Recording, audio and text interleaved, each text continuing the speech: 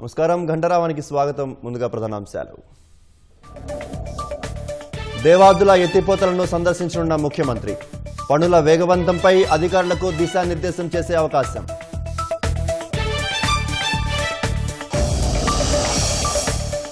బియ్యం ఎగుమతులపై త్వరలోనే వివిధ దేశాల ప్రతినిధుల భేటీ. మార్కెట్లో డిమాండ్ ఉన్న పంటలు పండించాలని ఉత్తమ్ సూచన. 9 రాష్ట్రాలు కేంద్రపాలిత ప్రాంతాల్లో 1,70,00,000 ఓట్లు తొలగింపు. ఎస్ఐఆర్ ప్రక్రియ అనంతరం తుది జాబితా విడుదల చేసిన ఈసీ. శ్రీశైలం దేవస్థానానికి చెందిన కాటేజ్లో అగ్ని ప్రమాదం. విద్యుదాఘాతంతో మంటలు చెలరేగినట్లు గుర్తింపు.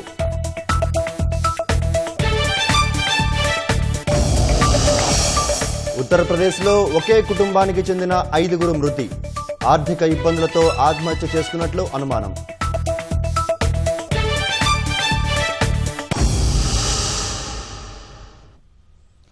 ఓటరు జాబితా ప్రత్యేక సమగ్ర సవరణ అనంతరం 9 రాష్ట్రాలు కేంద్రపాలిత ప్రాంతాల్లో 1,70,00,000 మంది ఓటర్లను ఈసీ తొలగించింది. గత ఏడాది అక్టోబర్లో ఎస్ఐఆర్ ప్రక్రియ ప్రారంభానికి ముందు ఆయా రాష్ట్రాలు కేంద్రపాలిత ప్రాంతాల్లో 21,45,00,000 మంది ఓటర్లు ఉన్నారు. ఓటరు జాబితా ప్రత్యేక సమగ్ర సవరణ అనంతరం ప్రచురించిన తుది ఓటరు జాబితాలో ఓటర్ల సంఖ్య 19.75 కోట్లకు తగ్గింది. ఒక్క గుజరాత్లోనే 68 లక్షల ఓట్లను తొలగించారు. గుజరాత్, రాజస్థాన్, మధ్యప్రదేశ్, ఛత్తీస్గఢ్, గోవా, కేరళ, పుదుచ్చేరి, లక్షద్వీప్, అండమాన్ అండ్ నికోబార్ ఐలాండ్స్కు చెందిన తుది ఓటరు జాబితాలను ఈసీ గత వారం విడుదల చేసింది. వాటిని విశ్లేషించగా ఈ గణాంకాలు బయటపడ్డాయి. ఓటరు జాబితాల నుంచి అనర్హులను తొలగించాలన్న లక్ష్యంతో ఓటరు జాబితా ప్రత్యేక సమగ్ర సవరణకు ఈసీ శ్రీకారం చుట్టింది. తొలుత బీహార్లో ఈ ప్రక్రియను చేపట్టింది. రెండో దశలో భాగంగా 12 రాష్ట్రాలు కేంద్రపాలిత ప్రాంతాల్లో ఎస్ఐఆర్ను ప్రారంభించింది. పశ్చిమ బెంగాల్, తమిళనాడు, ఉత్తరప్రదేశ్లకు చెందిన తుది ఓటరు జాబితాలను ఈ నెలాఖరున ఈసీ ప్రచురించనుంది. ఉమ్మడి వరంగల్ జిల్లాతో పాటు కరీంనగర్, సూర్యాపేట, యాదాద్రి భువనగిరి జిల్లాల్లో దాదాపుగా 6.5 లక్షల ఎకరాలకు సాగునీరు అందించే దేవాదుల ఎత్తిపోతల పనులను పరుగులు పెట్టించడంపై ప్రభుత్వం ప్రత్యేక దృష్టి సారించింది. పనుల పురోగతిపై సమీక్షించేందుకు ముఖ్యమంత్రి రేవంత్ రెడ్డి ఇవాళ ములుగు జిల్లాలో పర్యటించనున్నారు.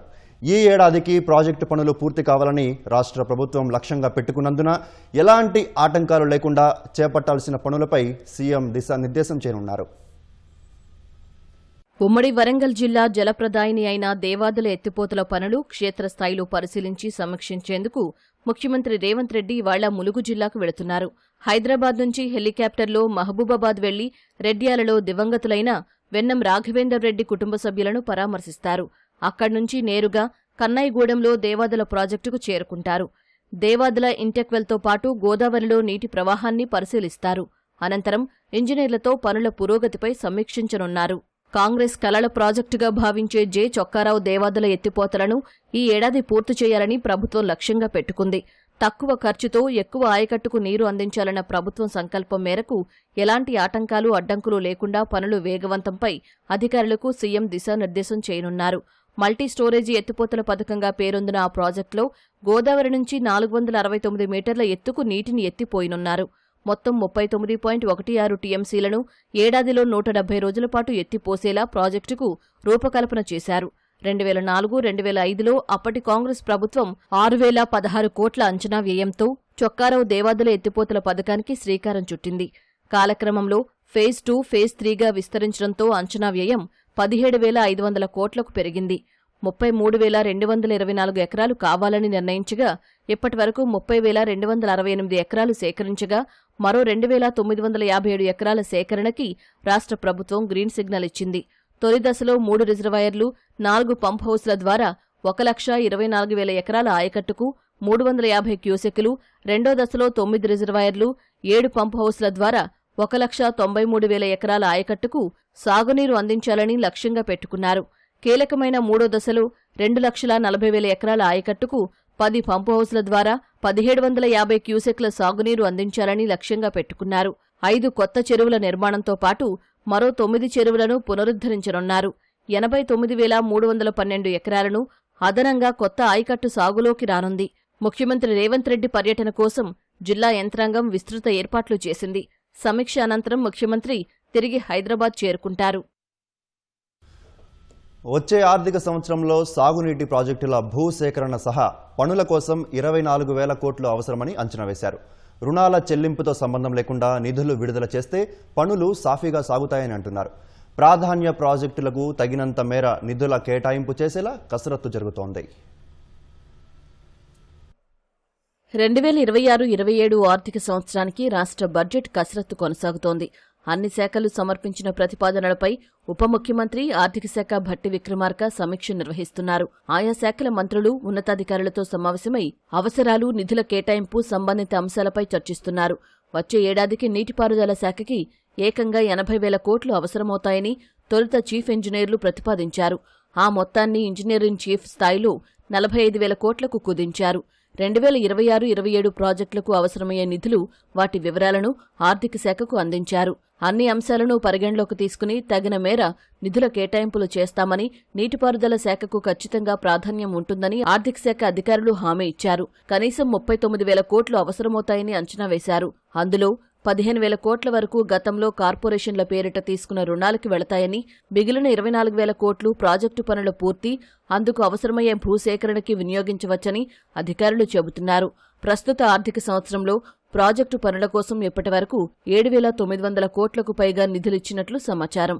సాగునీటి ప్రాజెక్టుల భూసేకరణకు ప్రతి నెలా 1,000, పనుల కోసం ప్రతి నెలా 1,200 కోట్లు ఇస్తామని గతంలో ముఖ్యమంత్రి హామీ ఇచ్చినట్లు నీటిపారుదల శాఖ వర్గాలు చెబుతున్నాయి. అందుకు అనుగుణంగా ప్రాజెక్టుల పనులు, భూసేకరణ కోసం బడ్జెట్లో 24,000 కోట్లు పొందుపరచాలని అంటున్నారు. రాష్ట్రంలో వివిధ ప్రాజెక్టులకు అవసరమయ్యే భూసేకరణకు ప్రస్తుత లెక్కల ప్రకారం 8,000 కోట్లకు పైగా అవసరమవుతాయని అంచనా. అందులో వచ్చే ఆర్థిక సంవత్సరం పూర్తి చేయాల్సిన ప్రాజెక్టులకు చెందిన భూసేకరణకు 3,900 కోట్లు అవసరమని అధికారులు లెక్కలు వేశారు. ఆ మేరకు నిధులు విడుదల చేస్తే భూసేకరణతో పాటు పనులు వేగవంతం చేయవచ్చని ఇంజనీర్లు చెబుతున్నారు. ఉమ్మడి పాలమూరుకు చెందిన పాత ప్రాజెక్టులు కల్వకుర్తి, భీమా, కోయిల్సాగర్, నెట్టెంపాడుతో పాటు పాలమూరు, రంగారెడ్డి, నారాయణపేట, కొడంగల్, ఎస్ఎల్బీసీ సొరంగం, డిండి ప్రాజెక్టులను ప్రభుత్వం ప్రాధాన్యంగా తీసుకుంది. తుమ్మిడిహట్టి వద్ద ఆనకట్ట నిర్మాణ పనులను ప్రారంభించాలని భావిస్తోంది. డీపీఆర్ తయారీకి ఇప్పటికే కన్సల్టెంట్ను ఎంపిక చేసి అప్పగించింది. తుమ్మిడిహట్టి వద్ద ఆనకట్ట నిర్మాణం కోసం మహారాష్ట్రతో రాష్ట్ర ప్రభుత్వం సంప్రదింపులు చేస్తోంది. ప్రస్తుతం అధికారుల స్థాయిలో చర్చలు జరుగుతున్నాయి. ఆ తర్వాత మంత్రులు, ముఖ్యమంత్రి స్థాయిలో చర్చలు ఉండవచ్చని అంటున్నారు. తుమ్మిడిహట్టి నుంచి సుందిళ్లకు నీరు తరలించాలని భావిస్తున్నారు.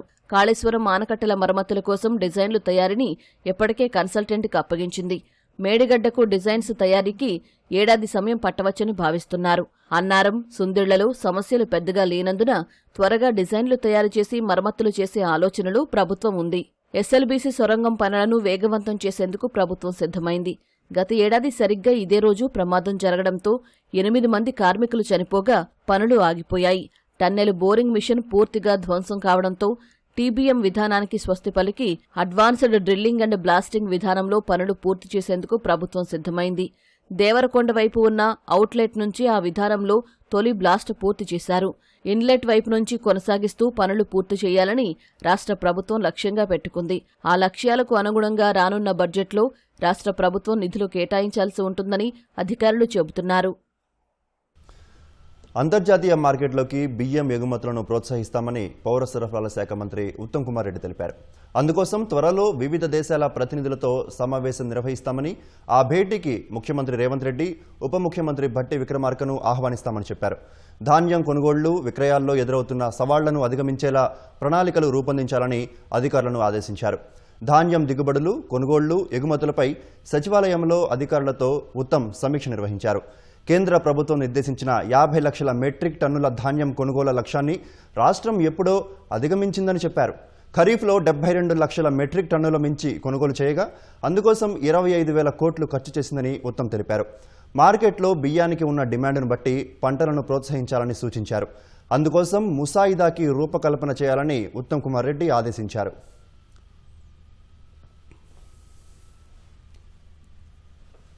అమెరికా అధ్యక్షుడు డొనాల్డ్ ట్రంప్ ప్రపంచ దేశాలపై మరో పిడుగు వేశారు. ఎడాపెడా విధించిన సుంకాలు చల్లవని యుఎస్ సుప్రీంకోర్టు చెప్పిన కొన్ని గంటల్లోనే ట్రంప్ మరో నిర్ణయాన్ని తీసుకున్నారు. తీర్పు వచ్చిన కొన్ని గంటల్లోనే ప్రపంచ దేశాలపై 10% సుంకాలు విధించిన ఆయన తాజాగా వాటిని 15% పెంచుతున్నట్లు ప్రకటించారు. కోర్టు తీర్పును క్షుణ్ణంగా పూర్తిగా సమీక్షించిన తర్వాతే ఈ సుంకాల పెంపు నిర్ణయం తీసుకున్నట్లు పేర్కొన్నారు. ఇవి తక్షణమే అమల్లోకి వస్తాయని ట్రంప్ స్పష్టం చేశారు. సుంకాల విషయంలో సుప్రీంకోర్టు షాక్ ఇచ్చినా అమెరికా అధ్యక్షుడు ట్రంప్ వెనక్కి తగ్గడం లేదు. ప్రపంచ దేశాలపై శుక్రవారం 10% సుంకాలను విధించిన ఆయన వాటిని 15% పెంచుతానని ప్రకటించారు.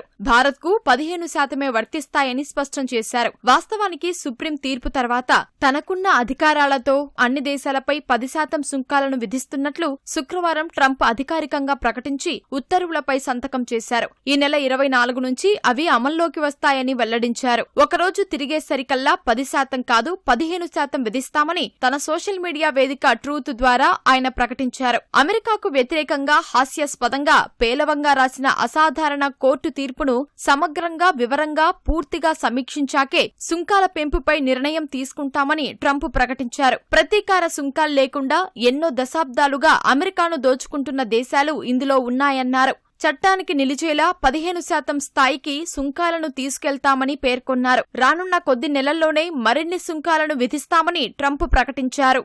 అమెరికా సుప్రీంకోర్టు తీర్పు తర్వాత ఏమీ మారలేదని, భారతే తమకు సుంకాలను చెల్లిస్తుందని, తాము ఎటువంటి సుంకాలను ఆ దేశానికి చెల్లించబోమని ట్రంప్ స్పష్టం చేశారు. భారత్తో చేసుకున్న ఒప్పందం పారదర్శకమైనదని, కానీ వారే సుంకాలు చెల్లించేలా ఒప్పందాన్ని కాస్త తిప్పామని ట్రంప్ తెలిపారు. తొలుత 10% సుంకాలపై శ్వేత సౌధం విడుదల చేసిన ఫ్యాక్ట్ షీట్లో అమెరికా ఆర్థిక వ్యవస్థకు దన్నుగా నిలిచే, భవిష్యత్తులో మరింత పకడ్బందీగా సుంకాలు విధించే అవకాశం ఉన్న కొన్ని వస్తువులకు ఈ తాత్కాలిక సుంకాలు వర్తించబోవని పేర్కొంది. కరెన్సీ, బులియన్, ఇంధనం, ఇంధన ఉత్పత్తుల్లో ఉపయోగించే కొన్ని ప్రత్యేక కీలక ఖనిజాలు, లోహాలకు ఈ సుంకాలు వర్తించవని స్పష్టం చేసింది. పెరిగే, తవ్వి తీసే అవకాశం లేని సహజ వనరులు, ఎరువులు సహా బీఫ్, టమాటా, నారింజ వంటి కొన్ని వ్యవసాయ ఉత్పత్తులకు సైతం ఎటువంటి టారిఫ్లు ఉండవని తెలిపింది. ఔషధాలు, వాటిలో వాడే దినుసులు, కొన్ని ఎలక్ట్రానిక్ వస్తువులు, వ్యక్తిగత వాహనాలు, తేలికపాటి ట్రక్కులు, మధ్య భారీ శ్రేణి వాహనాలు,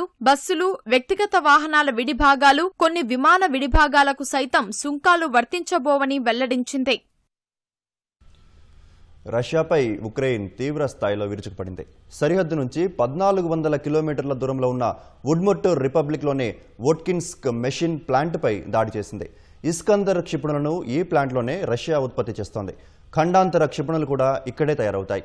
ఈ ప్లాంట్పై ఉక్రెయిన్ దేశీయంగా తయారు చేసిన ఫ్లెమింగో క్షిపణులను ప్రయోగించినట్లు తెలుస్తోంది. వీటి పరిధి 3000 కిలోమీటర్లు. ఈ దాడిలో 11 మందికి గాయాలయ్యాయి. బెల్గరోడ్ ప్రాంతంపైన ఉక్రెయిన్ డ్రోన్ దాడులు చేసింది. ఈ దాడుల్లో 3 ప్రాణాలు కోల్పోయారు. ఈ దాడులకు ప్రతిగా ఉక్రెయిన్లోని ఒడిశా, సుమి నగరాలపై రష్యా దాడి చేసింది. కృత్రిమ మేధ రంగంలో ప్రపంచవ్యాప్త సహకారం ఉండాలని, దాని ప్రయోజనాలు అన్ని దేశాలకు అందాలని ఏఐ అంతర్జాతీయ సదస్సు తీర్మానించింది. సర్వజన హితాయ, సర్వజన సుఖాయ అనే సూత్రం ఆలంబనగా ఈ మేరకు న్యూఢిల్లీ డిక్లరేషన్ను ప్రకటించింది.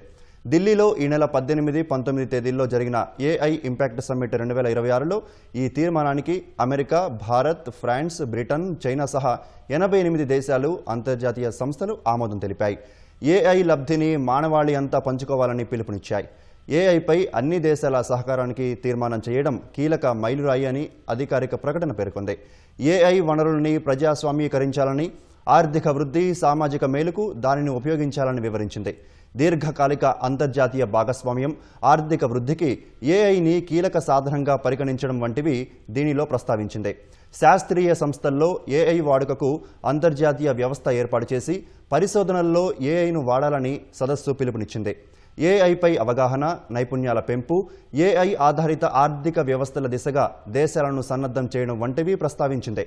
దార్శనికతను కార్యాచరణలోకి తీసుకువచ్చేలా కట్టుబడి ఉండాలని భాగస్వాములు నిర్ణయించినట్లు అధికారిక ప్రకటన తెలిపింది.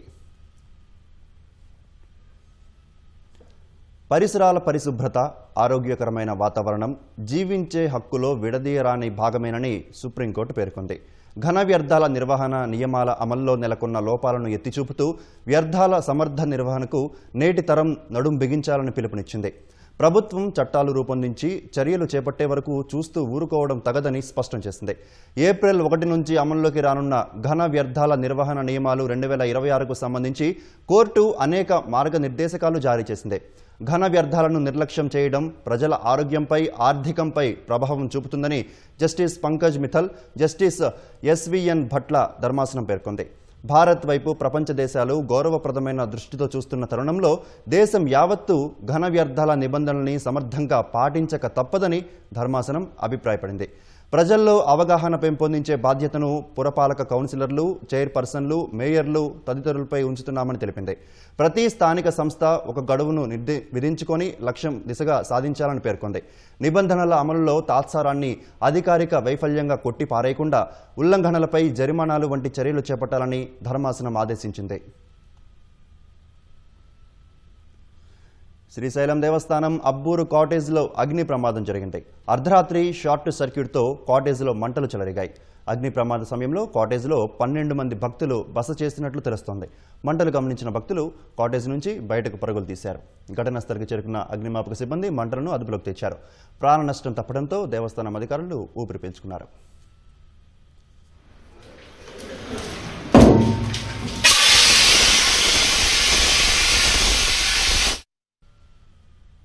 ఉత్తరప్రదేశ్లోని కాస్గంజ్లో ఒకే కుటుంబానికి చెందిన 5గురు అనుమానాస్పద స్థితిలో మృతి చెందడం కలకలం రేపింది. ఓ దుకాణంలో వెల్డర్గా పనిచేసే సత్యవీర్ తన కుటుంబంతో కలిసి కాస్గంజ్లో నివాసముంటున్నాడు.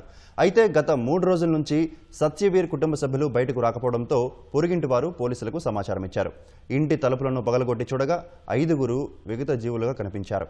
సత్యవీర్ ఫ్యాన్కు ఉరేసుకొని కనిపించగా మిగతా 4 కుటుంబ సభ్యులు మృతదేహాలు చెల్లాచెదురుగా పడి ఉన్నాయి. సత్యవీర్ మొదట తన భార్యతో పాటు 3 పిల్లలను హతమార్చి ఆత్మహత్య చేసుకుని ఉంటాడని పోలీసులు అనుమానిస్తున్నారు. ఘటనా స్థలంలోని పరిస్థితులు చూస్తే ఆత్మహత్యగా కనిపిస్తోందని అలీగఢ్ డీఐజీ ప్రభాకర్ చౌదరి తెలిపారు. ఇంట్లోకి ఎవరు వచ్చినా ఆధారాలు కూడా లేవని అన్నారు. ఆర్థిక ఇబ్బందులే ఆత్మహత్యకు దారితీసి ఉంటాయని అనుమానం వ్యక్తం చేశారు. మృతదేహాలను పోస్టుమార్టానికి పంపించామని తెలిపిన ఆయన మరిన్ని వివరాలను తర్వాత వెల్లడిస్తామని చెప్పారు.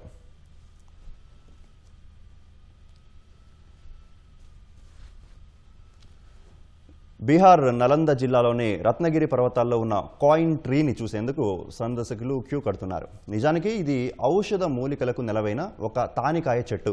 దీనికి ఆయుర్వేదంలో అత్యంత ప్రాముఖ్యత ఉంది. సంస్కృత భాషలో ఈ చెట్టును విభీతకి అని పిలుస్తారు. రత్నగిరి కొండల్లో ఉన్న ఈ తానికాయ చెట్టుకే కాయిన్ ట్రీ అనే పేరు వచ్చింది.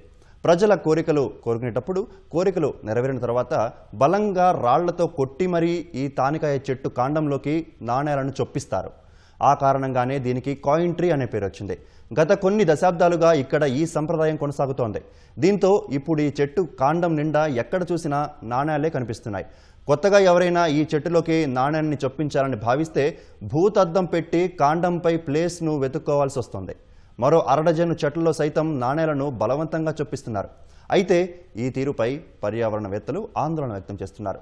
నాణేల వల్ల చెట్లు చచ్చుబడిపోయే ప్రమాదం ఉందని హెచ్చరించారు.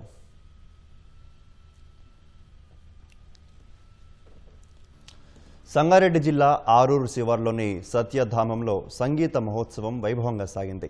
సంధ్యావేళ నాద బ్రహ్మస్వరాలతో ఆ ప్రాంగణం ఆధ్యాత్మిక వాతావరణంతో నిండిపోయింది. వేదికపై అలరించిన కర్ణాటక ప్రముఖ గాయనీలు, మృదంగం, వీణ వాద్యకారుల సమన్వయంతో సత్యధామ ప్రాంతం సంగీత సుగంధంతో పరవశించింది. సంగారెడ్డి జిల్లా ఆరూరు శివారులోని సత్యధామంలో సంగీత మహోత్సవం సంగీత ప్రియులను ఆకట్టుకుంది. కచేరీకి ఆరంభంగా త్యాగరాజు కీర్తనలు ఆలపించగా ప్రేక్షకులు మంత్రముగ్ధులయ్యారు. శ్రీ సత్యనారాయణ ఎందుకు పెద్దల వలె, నారాయణ తీర్థ తరంగాలు వంటి కీర్తనలను గాయనీలు భావపూర్వకంగా ఆలపించడంతో శ్రోతలు భక్తి పరవశంలో మునిగిపోయారు. సత్యధామంలో కచేరీ చేయడం తమకు ఎంతగానో ఆనందాన్ని ఇచ్చిందని గాయనీలు సంతోషం వ్యక్తం చేశారు. క్లాసికల్ పాటల ద్వారా దైవత్వాన్ని పొందవచ్చని సంగీత విద్వాంసులు స్పష్టం చేశారు. మృదంగం, వీణ వంటి వాద్యాల ప్రాధాన్యం, రాగాల విశిష్టత, తాళాల అందం గురించి కచేరీ మధ్యలో వాటి ప్రత్యేక వాయిద్యాలతో ప్రాధాన్యం సంతరించుకుంది. నేటి యువతలో సంగీతంపై అవగాహన పెంపొందించడమే లక్ష్యంగా ఈ మహోత్సవాన్ని నిర్వహించినట్లు వారు చెప్పారు.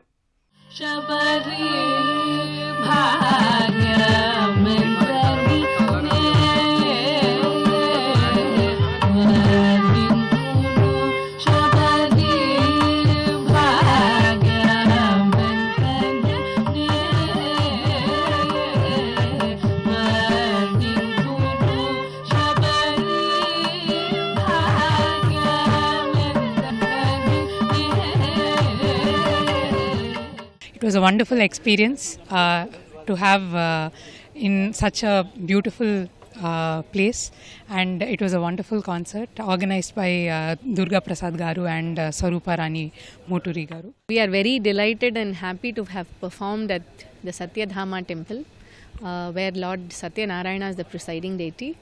And we thank Swarupa Aunty Garu and Shri Durga Prasad uncle. ఎన్నో అద్భుతమైన కీర్తనలు పాడారు. శ్రీ సత్యనారాయణం మెయిన్ ఎందుకు పెద్దల వలె త్యాగరాజ స్వామివారిది, తర్వాత ఇతర నారాయణ తీర్థ తరంగాలు, ఇంకా చాలా కన్నడ పురంధరదాస్ వారి కీర్తనలు, ఇంకా అద్భుతమైన కీర్తనలు గానం చేసి చాలా ఈ గుడికి ఇంకా శోభాయమైన ఒక వాతావరణాన్ని కల్పించారు ఈ రోజున. సంగీతంతో అనేక లాభాలు ఉన్నాయి. ఇంట్లోనే కాదు, ఒంట్లో కూడా చాలా మంచిది, అందరికీ మంచిది, ఇంటికి మంచిది, దేశానికి మంచిది. సో అందరు నేర్చుకొని ఇంకా ఇంకా వృద్ధి చెందాల, చదువులో కూడా ఇంకా వృద్ధి చెందుతారు, పర్సంటేజెస్ ఇంకా పెరుగుతాయి, మెమొరీ పవర్ ఇంకా పెరుగుతుంది. సంగీతం బోరుగా అనిపిస్తుంది కావచ్చు, కానీ దాంట్లో విపరీతమైన దేవభక్తే ఉంటుంది. భక్తే సంగీతం.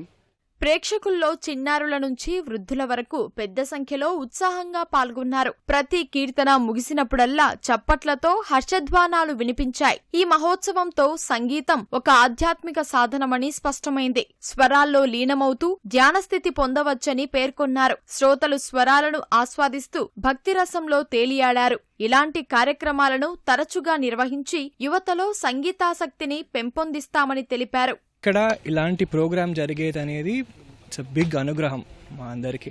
అండ్ నాకు ఇంకా హ్యాపీనెస్ ఏంటంటే ఇలాంటి పెద్ద ఆర్టిస్టులకి అకంపెనీ చేయడం అనేది. ఐ హోప్ హైదరాబాద్లో ఇంకా ఇలాంటి కార్యక్రమాలు జరగాలనేది నా కోరిక. అక్షధామం పెట్టింది ఈ ఏరియాలో కల్చరల్గా మార్పులు తీసుకురావాలి, పబ్లిక్ టేస్ట్ మార్చాలి, ప్రజల మధ్యకి ఇది రావాలి. ప్రజలకి ఇది గనక, దీని రుచి గనక వాళ్ళు పడితే ఇంకా మిగతా మ్యూజిక్ వారికి అంత రుచించదు. అంటే వాటిని తక్కువ చేస్తున్నాను కాదు, వినడానికి చెవికి ఆనందకరంగా ఉండటమే కాదు, ఇది నిజంగా ఈ పాట వినడం కానీ పాడడం కానీ నేర్చుకుంటే దీనిలో వచ్చినటువంటి ప్రశాంతత, మనశ్శాంతి ఎక్కడా రాదు. అది మాత్రం నిజం. సంధ్యావేళ మొదలైన ఈ స్వరయజ్ఞం రాత్రి వరకు సాగింది. చివరిగా మంగళహారతితో కార్యక్రమం ముగిసింది. సత్యధామంలో ఆవిష్కృతమైన ఈ సంగీత సౌరభం సంగారెడ్డి జిల్లాలో సాంస్కృతిక చరిత్రలో చిరస్థాయిగా నిలిచిపోనుంది. జీహెచ్ఎంసీ స్వచ్ఛ సర్వేక్షణ్ సంయుక్తంగా హైదరాబాద్లో హెరిటేజ్ రన్ నిర్వహించాయి. చార్మినార్ నుంచి గోల్కొండ టూమ్స్ వరకు జరిగిన పరుగును పరిశ్రమల ఐటీ శాఖ ముఖ్య కార్యదర్శి జయేష్ రంజన్ జెండా ఊపి ప్రారంభించారు. ఈ పరుగులో యువతీ యువకులు, చిన్నారులు పెద్ద సంఖ్యలో ఉత్సాహంగా పాల్గొన్నారు. నగరంలోని పురాతన పర్యాటక ప్రదేశాలను తెలిపేందుకు ఈ కార్యక్రమం నిర్వహించారు.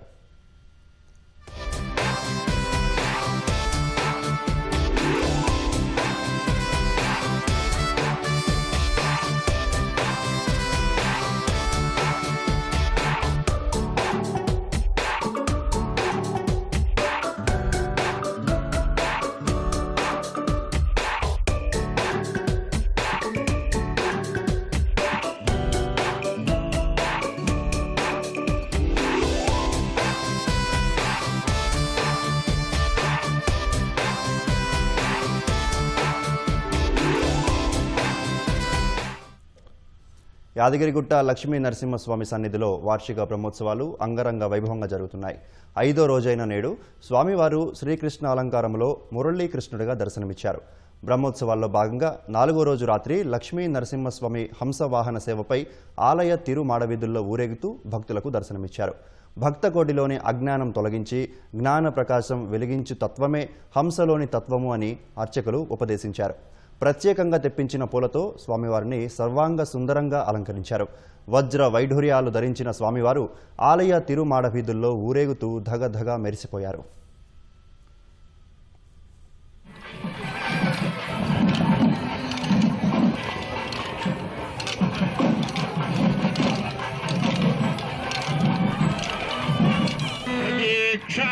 కుమారీ సంధరా సదా దేవి